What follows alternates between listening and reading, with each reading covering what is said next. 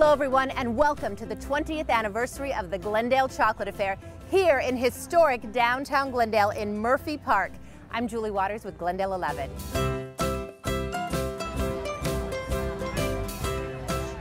This is the city of Glendale's sweetest festival, a true chocoholic's heaven. You will feast your eyes on everything chocolate. But during this special show celebrating the 20th anniversary of the Glendale Chocolate Affair, we will also take you on a special journey back in time with Joe Cerreta of the Cerreta Candy Company, located in the heart of downtown Glendale. Also, it is Super Bowl for Glendale, and the Chocolate Affair is on Super Bowl weekend. We will show you how chocolate and football go together during this special edition. And finally, art and chocolate. You bet. We've combined art and chocolate at this event.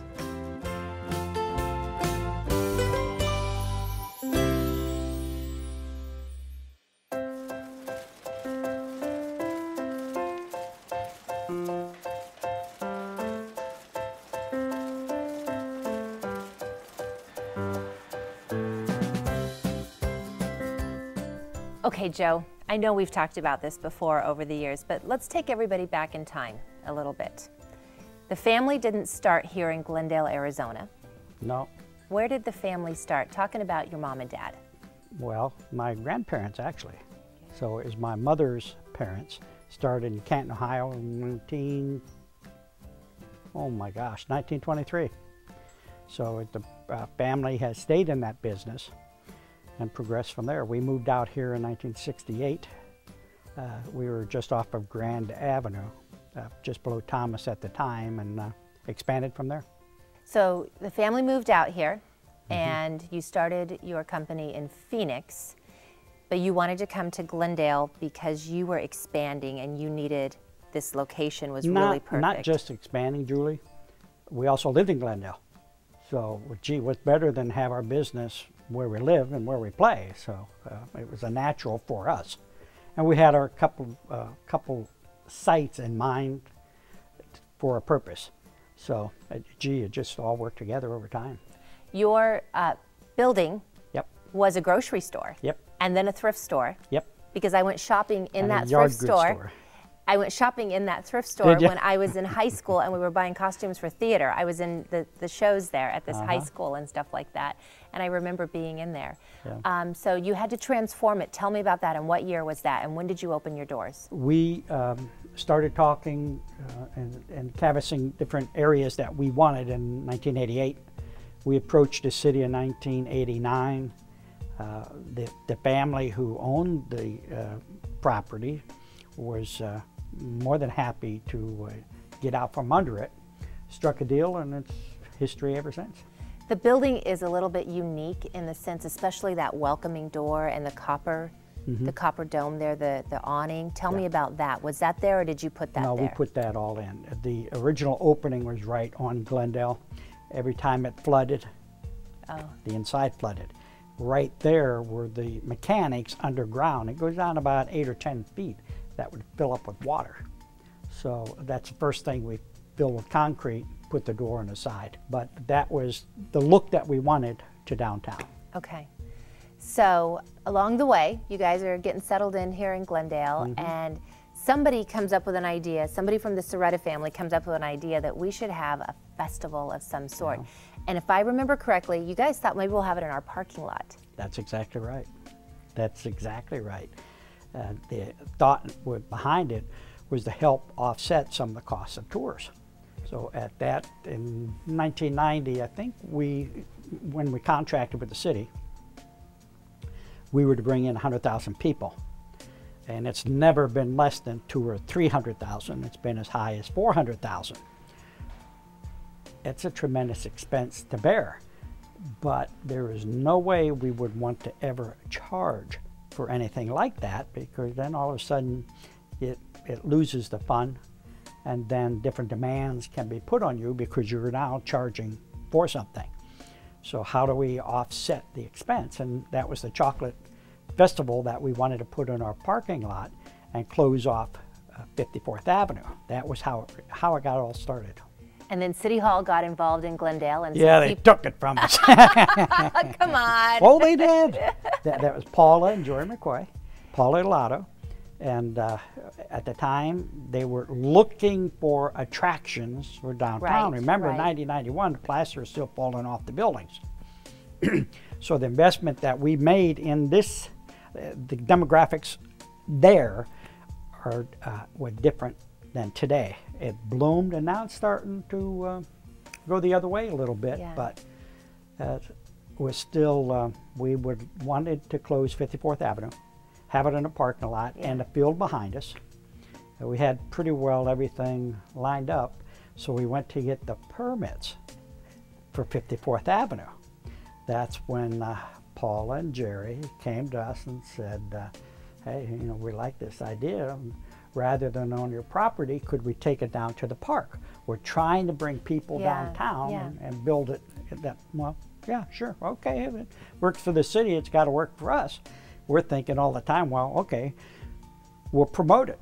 We'll put the package together. The first original 800 letters were written by me. Oh my gosh, And that was Joe. all across the country. You know, in the industry, me being third generation and fourth now, Yeah. we know most of the players. And most of the players know you. Well, a lot of them do, yes, yeah. Yeah. And they can't believe how small we want to stay. Because the business typically is not that way. But we're comfort where we're at. We're a hometown producer, and we like that. We produce for some of the bigger places all across the country, but that's just a lot of work. Right. Think back 20 years ago, the first festival, what do you see in your head, and think about what it's looking like here now in 2015? What's the biggest difference for you? People. You're seeing back in 96, you saw young people, and it was very busy, it was very successful, but the people have changed. What we see now is 3 and sometimes 4, last year for the first time, 5th generation families. They're all families. You don't see as many of the single families. There are grandmas there and great grandmas there, and it truly is a fun family event. So it's revolved to include everyone. A big part of that was because there's so much free parking. Everything is free. If there's something you want to do, of course, there's a charge, or want to have, there'd be a charge. But to go to the event, Glendale has done a marvelous job, and brilliant not to charge. Great idea. Yeah, we take a lot of pride in that, of course. And the city does a lot of your marketing and your promotion, which is a load off of your back. Oh, absolutely. Tell me about that. What's the benefit to that for you? Everything. I mean, I'm a candy maker, and it's best if I do what I do best, manufacture candy. I can't have and know the abilities of so many other people. Just use it, it's just like a tool. Everyone is a tool for who they are and what they are and what they need done. Get the right tool for the job.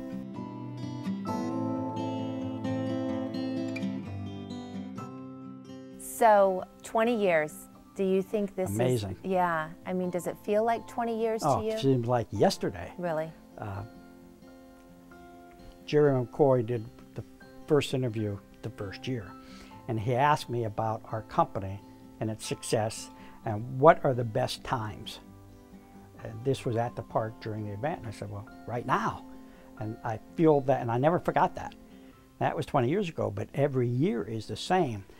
The city has gotten stronger and stronger people, bringing in all of their assets. It's just absolutely tremendous, not just for the festivals and the events. Martin Dickey has done a fabulous job in his department. It's combined with all efforts. I see it every day. That's great. It's fantastic. That's great. Okay, let's talk about the fun stuff. Okay. The chocolate. Oh yeah, that's good. There's a recipe involved? Oh, absolutely. Let's talk about that. I don't have it. I'm not. I can't share that with you. Come on, tell me something about the secret recipe. Okay, the secret recipe has more to do with procedure than ingredients. Okay. And it's called conching. That's the mixing of the chocolate. So our beans, Guitar of California, buy our beans for us in Belize. They were aged, those beans, for up to 6 years. And that's to get the moisture and the acidity where it has to be to make our blend. As that chocolate is imported, the beans are roasted, and it's milled, it's now conched. That is the blending of the cocoa powder, cocoa butter, cream, and sugar to get the smoothness that is required for our blend. It's, at one time, was the most expensive chocolate they made because it required so much time in the conching machine to develop that smoothness. So that's really the real secret. So it's a 34% cocoa. Typical American chocolate is 26 to 28. Okay. Ours is 34. Okay. And whose recipe was this originally? Pop. He won't tell me. So before you go there, you won't tell me. They start at the bottom, as you can see, and they're going to work around. And it'll take 27 minutes to go all around the room. And how old is Pop now? Pop works every day. He'll be 86 next month. Wow. Tell me about all the other family members who are there regularly. You know. Pop works until noon, but there's a reason he does that. And it's because we're not allowed to send him home before. If we do, and this is the truth, if we do, Mom sends him back. So get my dad, wait a minute, you didn't eat all your lunch. We just, gee, we got to stall 5 more minutes, Sounds like a typical American family. There you go. So my older brother Jim retired 5 years ago. Okay. I'm next in line. Then we have Jerry and Jonathan are there. My sister answers the phone. And typical American family, as you say, the phones she answers from her house. That's to keep her out. So the youngest ones tend to bicker more than the older ones. So because you've been there and done that. Oh, yeah. And there's now there's grandchildren who are involved. We have 4th generation. And now. Great-grandchildren yet? No. No. Okay. And this is my granddaughter, who looks just like me. Are you a blessed man? Oh, absolutely. Every single day I'm blessed. Yes. Because? Family, friends, work. I'm blessed all in so many different ways. It's amazing. And it's a business, though. Family business is not like most businesses. You work not so much for a profit, but to progress into the next year. That's a family business. Profit, boy, I sure hope we make one. But we can go to the next year's, and we've been very, very fortunate. But we don't work off of the same percentages as most businesses. We don't have to. So, being a 4th generation there, we've acquired our property, the equipment, the building. We do not have some of the expenses that a typical for-profit business has. But yes, we're a for-profit business. Let's talk about the people who give you that profit, your customers. Yep. And give me your laundry list from this one to this one. Give me 2 or 3 diverse examples of your customers. I'm thinking of, there's the regulars, there's the out-of-towners, just give me a couple examples. Say some names if you want, maybe just first names or something like that. Julie, first you have to understand what you see going in and out of the factory is only 30% of our business. Yes. 70% is private label and private pack. So that's what really carries the load. The 30% of our customers going into the building probably added more to our success than the 70%. We listen to our customers, and they're customers from 1968.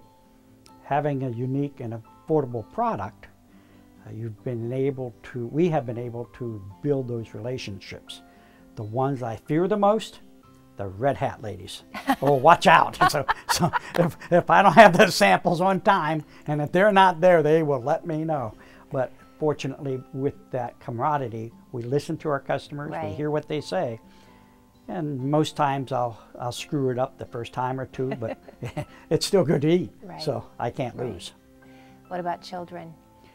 Young people who came in 90, 91, 92, 93 are having children, and they're coming now, and they're starting to have children. So, gee, that's still neat to say, well, I was here and when I was in the 6th grade, and now they're bringing their children or their grandchildren. That's neat too. Yeah. So, what about the magic of chocolate and kids? Give me some examples of what that does to you. That probably grounds you. Well, not so much chocolate and kids as chocolate and women. Oh. The kids like it all. As long as it tastes good, they just like it all. But One of the things that I know we have a lot of video of, because we always cover it every year, is the pizza making. How did that idea come about, and why is that such a big deal? Why is it such an attraction, do you think? It's a hands-on project. So everybody likes to do something, and we want them, at least we want them to be able to do something if they desire to do it. Now, the pizza at the Chocolate Affaire is a no-win for us.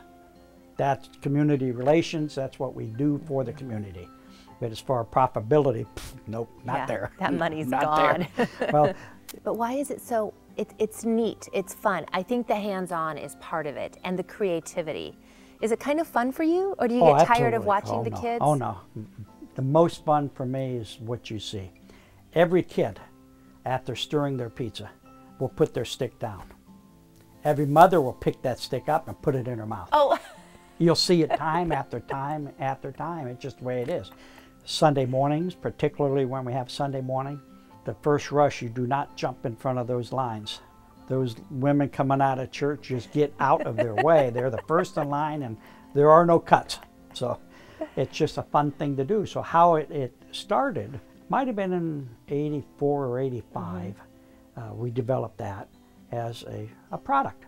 Our sales were good, and then we're just trying to think of how to involve ourselves and even the people who come in for the tours.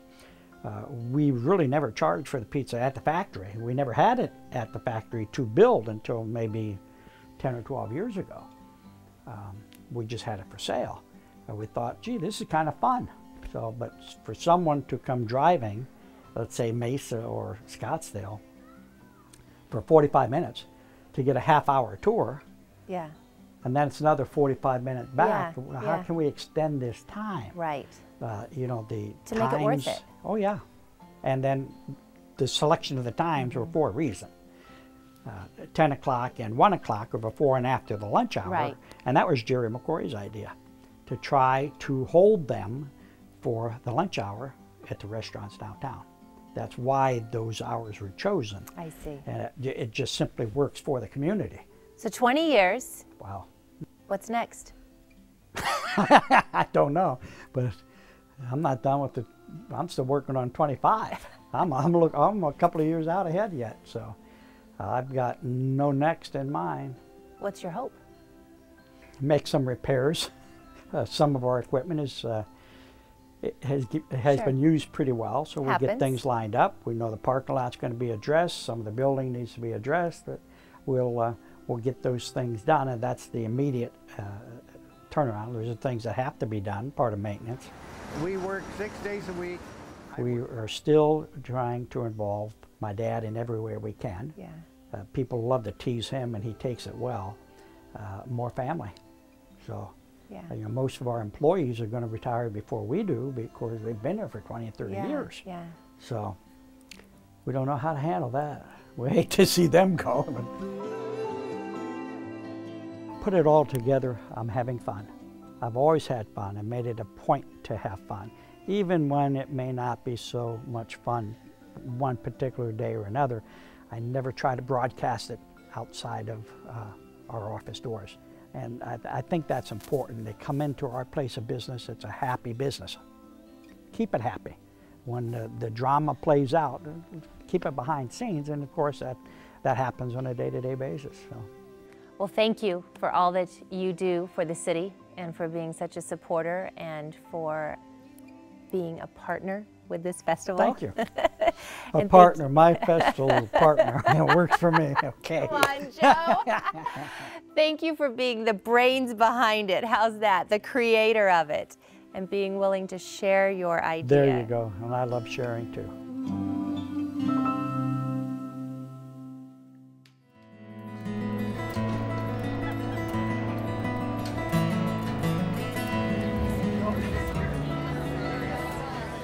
He likes the chocolate raspberry. Good. I like the chocolate raspberry. It'll make your clothes shrink. This is my first time. What do you think? It's good. It's really good. Are you from around here? Where are No, you from? Texas.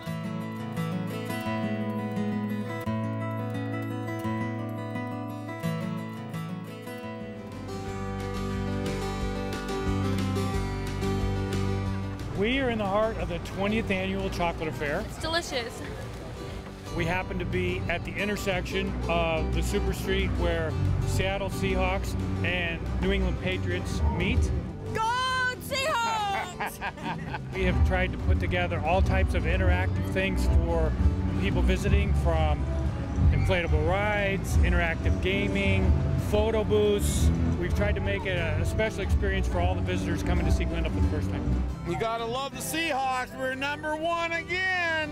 What an experience for people to come out and enjoy beautiful downtown Glendale, all the chocolate, festival food, sports memorabilia. We've tried to put it all together. Enjoying chocolate. We're doing all kinds of things.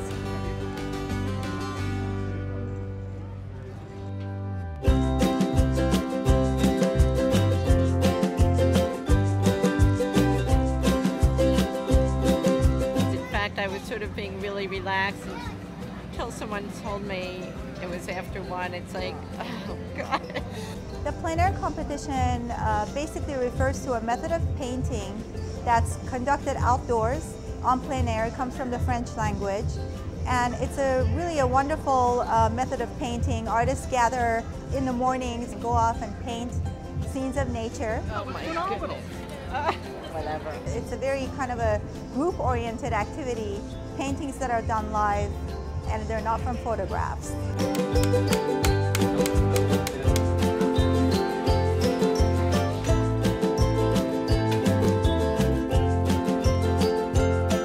So what I did, my technique was I ran through all of them really quick, just to get a good snapshot of them, and then I came back through and looked at each individual one, and then chose what I thought was the best. I got to tell you, each one of them could be #1. It's always fun because what you're looking at are various aspects of the city, whether it's Saguaro Ranch. I saw a couple out at the stadium, and they showed one with a blimp, another one showing the F-16s or 35s flying over with next to the farm.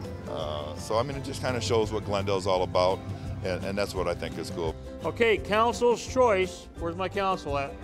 Come on over. You guys gonna get beat up with me. Uh-oh. You wanna be alone, huh? Council's choice, painting number 16. I believe that this is a repeat painter. Pronounce your name.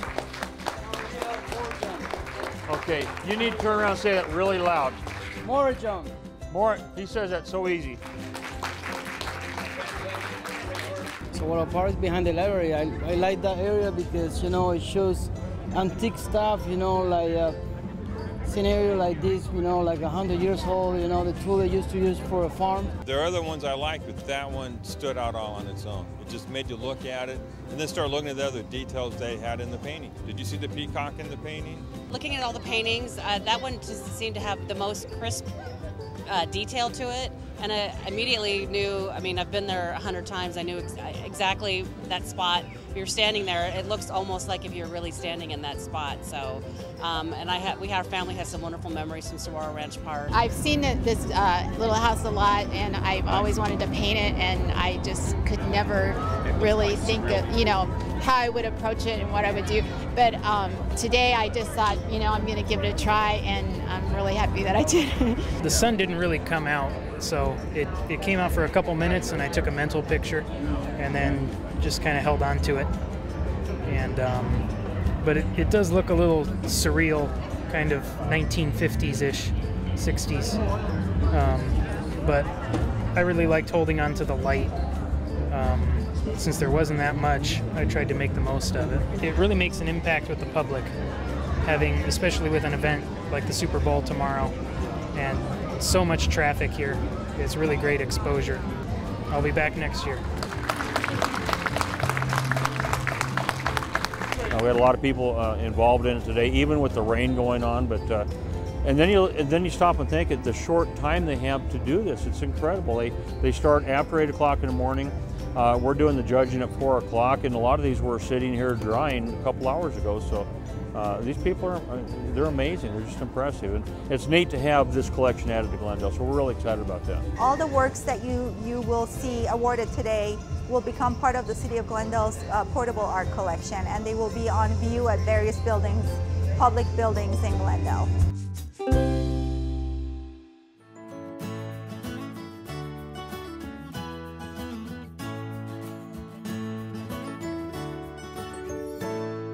the cocoa butter from the chocolate separates the bonds between the particles of the gum and ends up dissolving it with your saliva.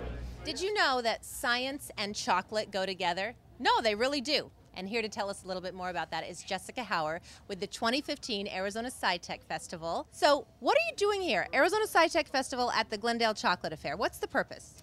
Well, the SciTech Festival is really about showcasing the science, technology, engineering, and math in the community and talking about the everyday science that we have in our lives, such as chocolate. And who are some of the people that you have joining here? Because I think they're giving like a little education, like a little 101, and it's a great thing. Yeah, we have some students from Glendale Community College here talking about the science behind chocolate and why we feel good when we eat chocolate. Why is dark chocolate better for you, healthier for you? Well, dark chocolate, it releases more of the dopamine, it releases more of the caffeine. It has a stronger dosage than milk chocolate. So milk chocolate is just more base sugar. The dark chocolate activates more of the pleasure senses, and then more of the dopamine, like I said, the caffeine also. And just as the same as tryptamine, it also releases more of that. Like this is the same as in turkey, it relaxes you, and like that's why Thanksgiving puts you to sleep. Right. But this one's just not the big amount. Okay, so dark chocolate is better for you. That's what people need to take away from here. Arizona SciTech Festival is a 2-month celebration.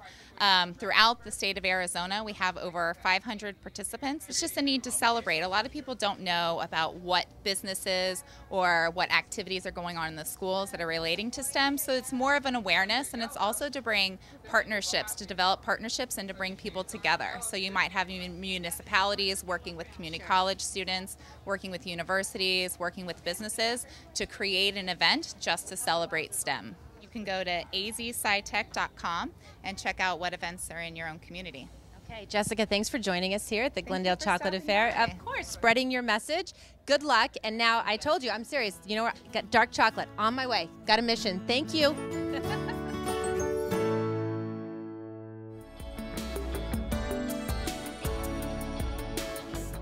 These are truffles. They're dark chocolate espresso and white chocolate marzipan.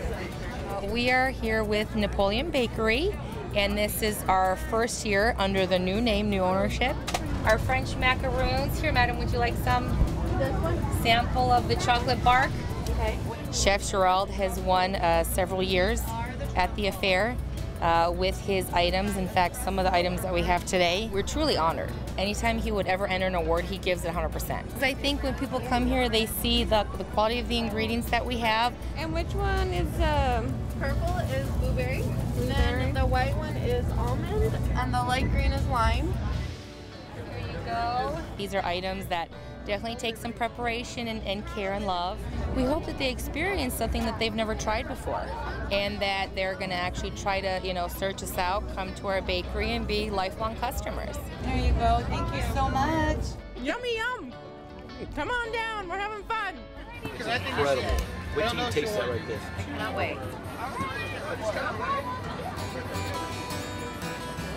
Yes, that's perfection. Thank you. Do you like that? Oh my God. What is it? Caramel apple over there and caramel over there. And what do I like? Chocolate corn, Bobby.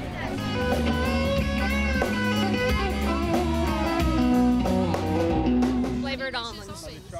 No, they're not. But I've had my fair share of chocolate today, though.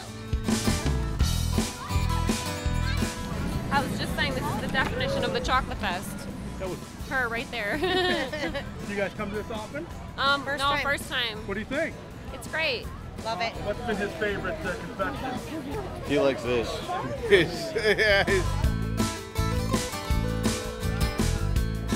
Come here, bud. You gotta sit right up just like that. Okay? Wow. You look amazing.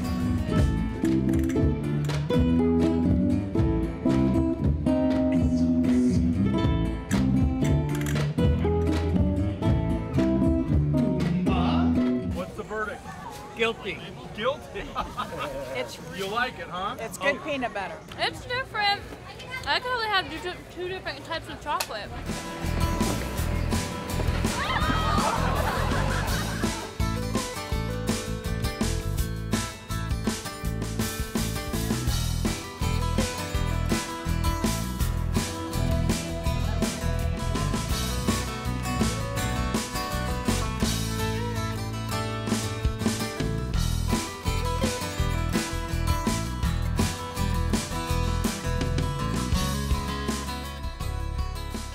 Well, we've come to the end of our show. Did you get enough chocolate? Nah, you can never have enough chocolate.